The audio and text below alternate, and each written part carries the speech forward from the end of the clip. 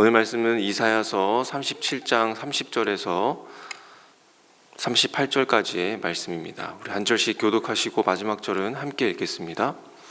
히스기야 임금님, 주님께서 임금님께 다음과 같은 증거를 보이실 것입니다. 금년에는 백성이 들에서 저절로 자라난 곡식을 먹고 내년에도 들에서 저절로 자라난 곡식을 먹을 것입니다.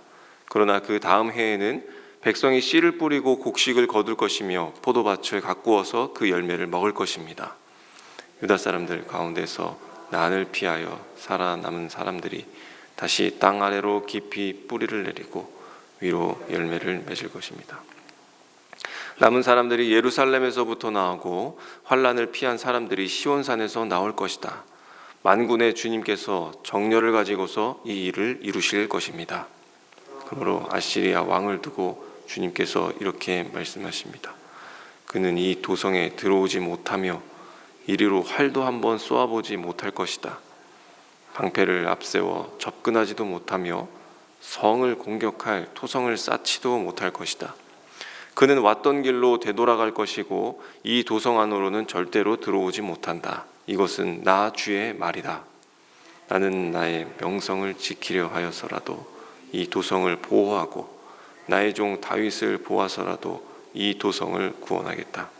그런 다음에 주님의 천사가 나아가서 아시리아 군의 진영에서 18만 5천 명을 쳐 죽였다. 다음날 아침이 밝았을 때에 그들은 모두 죽은 시체로 발견되었다. 아시리아 왕 사네립은 그곳을 떠나 니느웨 도성으로 돌아가서 함께 읽겠습니다. 그러던 어느 날 그가 자기 신 니스록의 신전에서 예배하고 있을 때에 그의 두 아들 아드람멜렉과 사레셀이 그를 칼로 쳐 죽이고 아라랏 땅으로 도망하였다. 그 뒤를 이어 그의 아들 에사라돈이 왕이 되었다. 아멘. 네, 지금까지는 하나님께서 계속해서 백성들에게 말씀해 주셨습니다. 너희에게는 결코 피할 수 없는 심판이 기다리고 있고 그럼에도 불구하고 하나님 자기 자신을 신뢰하고 믿는 자들에게 의지하는 자들은 내가 반드시 지키시겠다. 그리고 반드시 내가 살려주겠다. 라고 하는 그 구원의 메시지가 굉장히 주를 이루었습니다. 이사야를 통해서 하나님의 말씀이 이 백성들의 귀에 쉴 새 없이 주어진 그런 상태였던 것이죠. 그런데 이제 그 의문을 품은 백성들, 그리고 말씀에 이 확신이 서지 않는 자들, 그들의 생각에 정말로 하나님의 말씀대로 의지하고 믿고 나아가면 우리의 형편이 괜찮아질까? 라는 그런 생각으로 여전히 하나님 믿기를 망설이는 그런 성도들에게 하나님께서 오늘 말씀을 통해서 그리고 히스기야가 이렇게 기도하는 내용을 통해서 말씀해 주시는 것이죠. 무엇을 말씀하십니까? 그렇다, 맞다, 정말이다. 어떤 일이든 생존의 위협을 받는 일이든 그것이 국가적인 위기이든 내 말이 정말이다, 진짜다. 그래서 그렇게 믿는 자들에게 내가 증거를 보여주고 내가 확인시켜 주겠다라고 하는 것들이 오늘의 또 말씀의 내용이 됩니다. 우리가 하나님을 믿고 살아갑니다. 그러나 내가 믿는다 해서 그 믿음이 잘 믿어지는 것이 아니고 믿음이 유지되고 강해지는 것은 아닙니다. 우리는 늘 한계에 부딪히면 언제든지 그 마음이, 그 믿음이 사그러들고 또 시험에 들면 우리는 그 신앙의 무력감을 느끼게 됩니다. 우리의 영적 상태가 좋을 때는 그 고난을 우리가 연단으로 받아들이게 되지만 우리가 한없이 연약하거나 좋지 않을 때는 그 고난을 우리의 살갗으로 느끼는 그 고난보다도 더 크게 받아들이는 것이 우리의 현실이고 인간의 연약함입니다. 그리고 우리는 대체로 이 영적 상태가 안 좋을 때가 더 많은 사람들인 것이죠. 히스기야 왕이 등장합니다.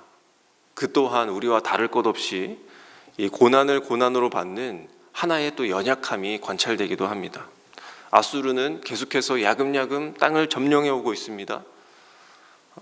또 그뿐만 아니라 여론과 또 심리를 이용해서 압박해 오고 있습니다. 남들은 애굽과 손잡고 위기를 극복하려 하는 그런 모습들이 히스기야의 눈에도 들어옵니다.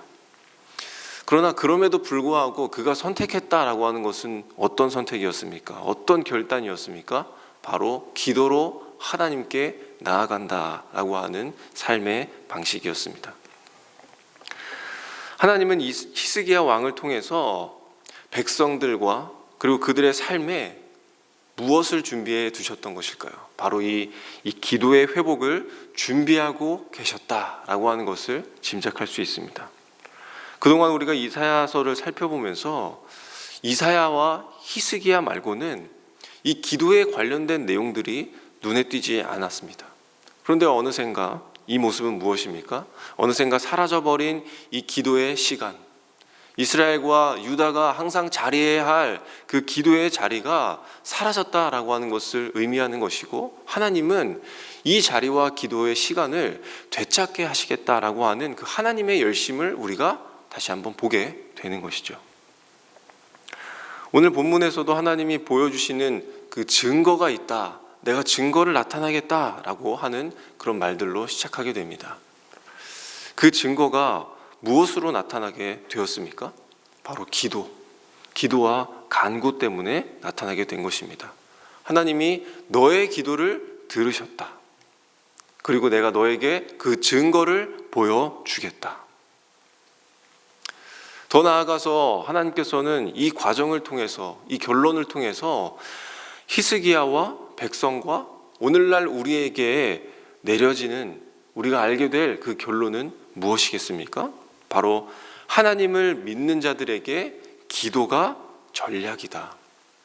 기도가 우리의 삶의 무기다.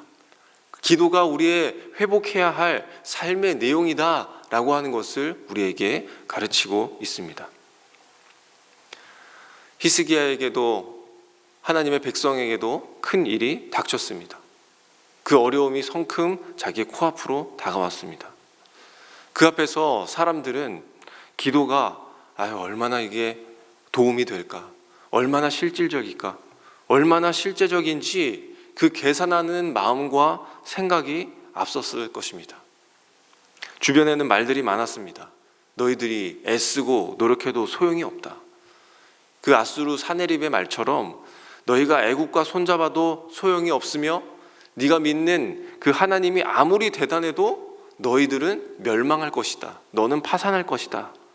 라고 하는 이러한 소음을 계속해서 내고 있습니다. 그래서 기도는 바로 이러한 소음을 거두는 것이 바로 기도입니다. 진짜 주인의 음성을 듣는 것이 바로 기도라고 하는 것이죠. 우리의 생각에는 또 한편 이러한 생각이 자리 잡습니다. 하나님이 다 아시는데 왜 굳이 우리가 기도해야 하는가? 또한 이 히스기야의 경우에는 이사야에게 자기가 기도를 요청했는데 하나님은 그 기도를 요청하는 것보다 내 입술로 고백하는 기도를 듣기를 원하신다라고 했는데 왜 그런 기도를 우리에게 요구하시는가? 이 포아이스라고 하는 학자가 기도에 대해서 이렇게 정의했습니다. 기도는 믿음을 실천하는 자리다. 하나님은 다 아시죠. 하나님은 능력이 있습니다. 그러나 문제는 우리에게 있는 것입니다. 우리가 믿는다 하지만 하나님은 우리가 그 생각에만 머물기를 원하지 않으시고 그 믿음을 표현하기를 바라시며 그 믿음을 고백하는 데까지 나아오기를 원하신다라고 하는 겁니다. 그래서 기도는 또 한편 바로 믿음의 표현이다라고도 합니다. 자신의 한계와 연약함을 인정하는 것이죠. 그리고 하나님 앞에 나아가게 되는 것입니다. 히스기야가 그랬습니다. 히스기야는 자신의 방식으로 이 세상의 문제를 해결하려 하지 않았고 하나님께 나아가 전적 의존이라고 하는 모습을 보이게 되었습니다. 그래서 이 모습을 가지고 존 스토트는 기도는 하나님의 주권과 우리의 책임이 만나는 자리다라고 그렇게 말하기도 했습니다. 하나님이 주권적으로 역사하시지만 그 뜻이 이루어지는 과정에서 우리의 기도와 우리의 순종이 중요한 요소다라고 말하고 있는 것이죠.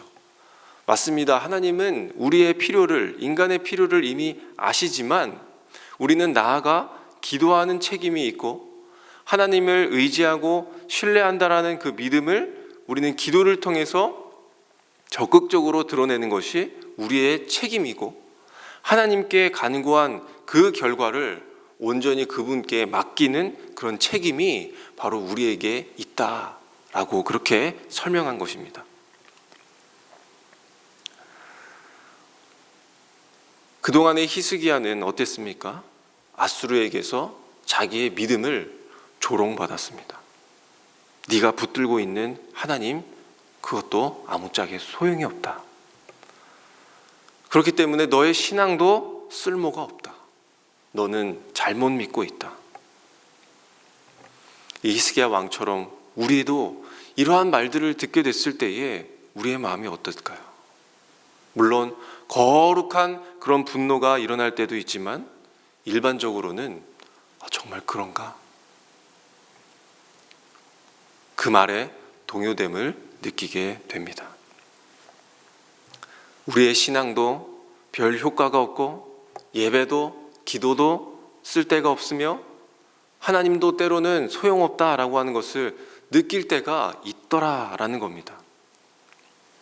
왜 세상이 신앙과 믿음과 복음과 이 교회를 거부하겠습니까? 모든 것들이 의미가 없어 보이는 것이죠. 이 세상에서는 그것들이 가치도 쓸모도 없다고 느꼈기 때문입니다. 차라리 그것보단 뭐라도 더 한 가지 알아보는 게 실질적인 가치가 있고, 아이들이 성적 올리는 데 있어서의 공부의 시간을 확보하는 게 훨씬 더 실제적이고, 지금과 같이 이 살벌하고 혹독한 이 경쟁 사회에서 경쟁력이라 함은 기도가 아니다 라고 하는 그런 의식과 의심이 그 사람들에게도 또 오늘날을 살아가는 우리에게도 있다라고 하는 겁니다. 우리는 하나님의 은혜로 죽었고 살았다라고 그렇게 고백하지만 우리는 여전히 내 실력으로 이 세상을 살아보겠다라고 하는 그 회귀 본능이 있습니다. 하지만 하나님은 그런 우리에게 이 세상에서 실력대로, 성적대로 그 경쟁의 대열에 휩쓸리지 않도록 하나님께서는 내버려 두지 않으신다라고 하는 겁니다. 하나님은 그런 우리에게 우리의 영과 우리 인생 전체를 회복시킬 그 계획을 가지고 계시다라고 하는 것이죠. 원래 디자인된 대로 회복시키시는 하나님, 원래 우리가 하나님을 영화롭게 했던 그 존재대로 회복시키시는 하나님, 우리가 예배하고 기도하고 하나님과 동산에 거닐며 살았던 그 우리의 모습을 회복시키시려는 그 하나님의 열심이 있으시다는 것을 아시기를 바랍니다. 선포된 말씀을 듣게 되는 회복, 더 나아가 그 말씀을 믿음으로 표현해내는 그 기도의 회복, 이 세상에서 나만의 방식에서 살아가는 그 삶의 방식에서 벗어나 이제는 기도의 방식으로 살게 하시는 그 하나님의 회복, 이 하나님의 열심을 기억하시면서 내가 이제는 기도하는 존재로 세워지시기를 하나님께서는 원하시는 거구나. 이제는 내가 매일 바쁘게 뛰어다니면서 가정과 자녀를 살피던 나의 다리가 이제는 무릎으로 하나님 앞에 시간 보내기를 원하시는구나. 이 사실을 깨달으며 오늘도 그리고 내일도 기도로 하나님 앞에 나아가시는 우리 성도님들 되시기를 간절히 소망합니다. 우리 시간 함께 말씀 가지고 기도하시고 또한 오늘은 국가와 선교사를 위해서 기도하도록 하겠습니다. 먼저 우리 국가를 위해서 기도하실 때에 하나님, 이 대한민국을 하나님께서 세워가 주시옵소서. 대한민국의 정치가 정의가 세워지게 하여 주시고 하나님의 공의를 닮기를 원하는 그런 정치자들이 세워지게 하여 주시옵소서. 옳은 것을 찾아 움직이며 향방을 알지 못하는 그런 나라가 되지 않도록 우리 대한민국을 붙들어 주시고 하나님의 명성이 높아지는 나라, 사랑과 공평이 충만해지는 이 대한민국으로 하나님 세워지도록 붙잡아 주십시오. 또한 우리 선교사들을 위해서 또 기도하실 때에 또 각 목장에서 기도로 후원하고 있는 우리 선교사들을 기억하여 주시기를, 또 기도해 주시기를 부탁드립니다. 민족의 복음화가 일어나게 하여 주시고, 또 진정한 주인이 없이 공허한 채로 살아가는 그들의 삶과 마음 속에 영광과 은혜로 채워 주시옵소서. 복음이 모든 것을 대변하는 삶이 있게 하여 주시옵시고, 자신의 삶에 그 복음을 주장하는 놀라움이 있게 하여 주시옵소서.